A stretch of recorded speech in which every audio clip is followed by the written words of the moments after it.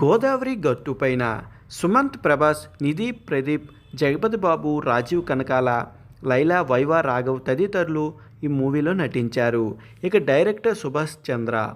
ఇక కథ విషయానికి వస్తే గోదావరి పరివాహ ప్రాంతంలోని ఒక పల్లెటూరు నేపథ్యంలో సాగే స్వచ్ఛమైన ప్రేమ కథ ఇది. ఊర్లో అందరికీ సాయం చేసే ఒక మంచి మనసున్న ఆటో డ్రైవర్ సుమంత్ ప్రభాస్ చదువుకున్న ఒక చురుకైన అమ్మాయి నిధి ప్రదీప్ను ప్రేమలో పడతాడు. అయితే ఆ అమ్మాయి తండ్రికి తన కూతురు భవిష్యత్తు గురించి కొన్ని ఆశలు ఆశయాలు ఉంటాయి. ఒకవైపు తండ్రి ప్రేమ, మరొక వైపు ప్రేమికుడి నిజాయితీ. ఈ రెండింటి మధ్య నలిగే భావోద్రేయాల సమూహమే గోదావరి గట్టుపైన. ఇక యాక్టర్స్ మేం ఫేమస్ తరువాత సుమంత్ ప్రభాస్ తనదైన గోదావరి యాసతో సహజమైన నటనతో ఆకట్టుకున్నాడు. జగపతి బాబు పాత్ర ఈ సినిమాకు ప్రధాన బలంగా నిలిచింది.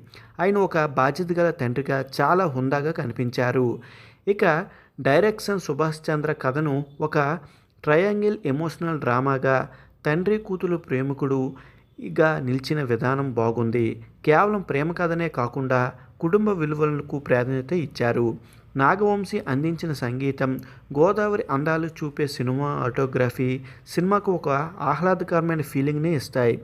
డైరెక్టర్ చెప్పినట్లుగా ఇది ప్రతి ఇంట్లో కనిపించే తండ్రి కూతురుల సంబంధాన్ని ప్రతిబింబిస్తుంది.